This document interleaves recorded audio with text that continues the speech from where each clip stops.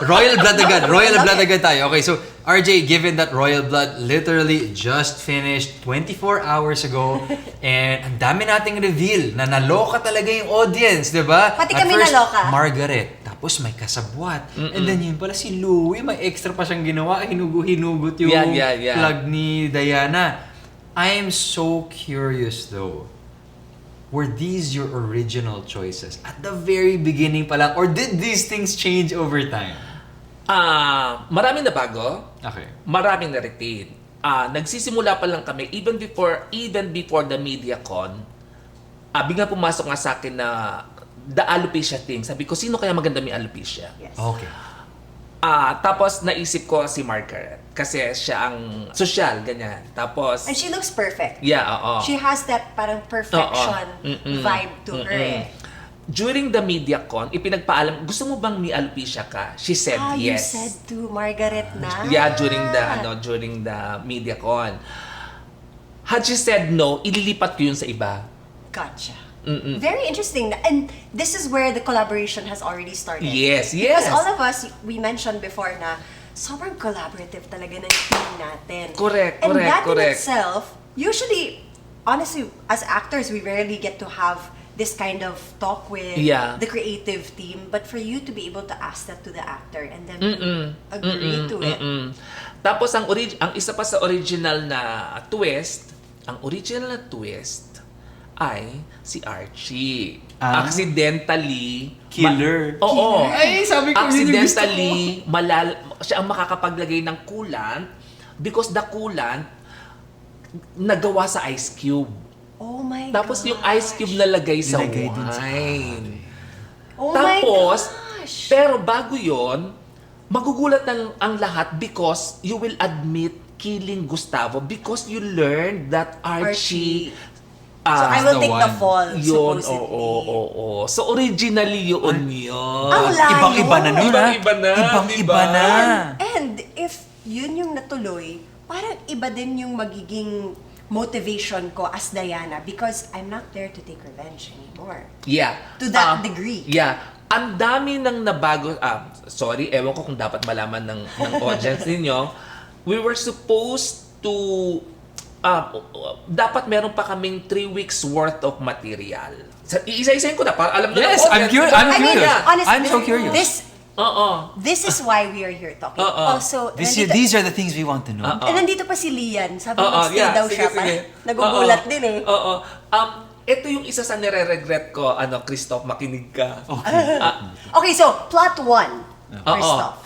Backstory. Ikaw ang walang backstory. You were supposed to have a backstory. Ewan ko kung alam mo na to. Pero, nung elementary or high school ka, you had a best friend na lalaki. Sa buong buhay mo, siya lang ang naging kaibigan mo. Pero, matalino siya. Natatalo ka niya. Sabi ni Gustavo, hindi ka pwedeng matalo. Kailangan matalo mo yung best friend mo yan. Just like yung ginawa sa kanila ni Eduardo. Oo, kailangan matalo mo yan by hook or by crook. Sa isang science experiment, you did something na naaksidente yung kaibigan mo at alam nung kaibigan mo na sinadya mo yung galit na galit sa'yo. You lost a friend, iyak ka ng iyak. After that, you never had a friend anymore until dumating siya. Siya ang kaibigan mo. Sad naman nun. Iyak ako. Sad naman. Ganda nun. But I mean, you know what? Sa totoo lang, we knew naman. Hinayang kami na we had to let go of that backstory.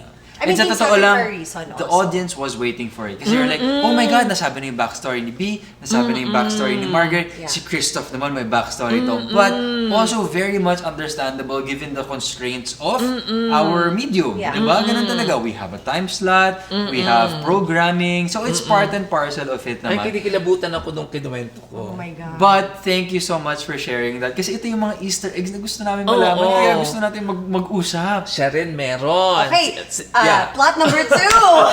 Plot number 2. Yung ginawa nating eksena na one scene lang, hindi naman siya dapat one scene. Yung sa mom ko ba? Yung Or kay sa mom Gustavo? mo.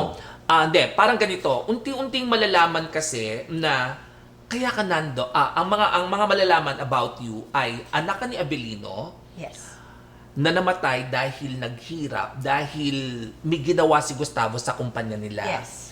So, meron tayong isang eksena ng gano'n. Pero ang mga nawala is yung unti-unting malalaman na yun ang secret mo. At itinatago mo siya dahil natatakot kang kapag nalaman yon magiging suspect ka. Yes. Kasi that is a good motive. Yes. Yung mga ganong kung paano mo itatago yun until sasabog at ang makakaalam pa ay si Margaret, yung mga ganon. So may mga major confrontations about that sana, yung mga ganon.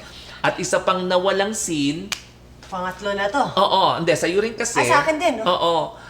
Meron kami naiisip na magandang scene, yung tungkol sa love triangle ninyo. Hindi ko alam kung sa rooftop or sa cliff, pareho kayong nahuhulog at hindi alam ni Napoy kung sino ililigtas Oh my God! niya. So may ganong factor May mga ganong din. factor. Tapos isa sa pinag-isipan namin, alam mong mahal na mahal ni Tasha, si Napoy, kaya ikaw ang kakalas. Ikaw ang mahuhulog. Yun sana yung magiging cause Death. nung... hindi pa death kasi na-comatose ka. Okay, yung mga ganong tipo. So, or, ang choice is dahil si Tasha ay alam na ikaw ang mahal talaga ni Napo. Pwedeng siya din yun. Siya naman ang mag-giveaway at siya ang mahuhulog. Ang naming Nalaloka. ganon. Ang dami pwede ang dami yung baon. Oo, ang daming Grabe. talagang baon. Ang daming sayang. Isa pa, dapat mamamatay si Otep. Oh, yes! Yeah. How? You said I want to know. before. I need to know.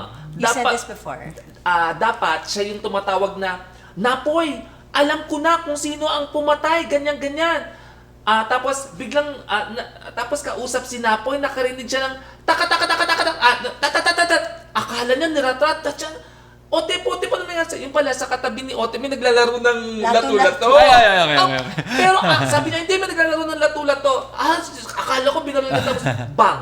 Oh my God. May bumaril talaga sa kanya. Sobrang emotional dun. Sobrang But emotional. also, can I just say, yung comedic. Oo. Hindi, gustong-gusto kasi namin yung papaniwalain mo dito, pero dito ka pupunta. Yes. Lagi kayong may quick misdirection. Oo, Actually, oo, napansin oo. ko yun. Oo.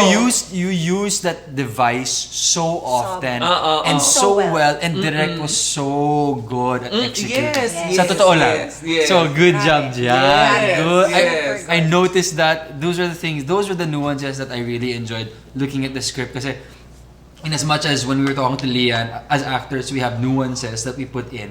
I also tend to notice now the nuances and devices that the writers Yes. use. So parang you kind of know what to expect or what to look for week to week. You're like, ay, ginapin nila yung device na ito.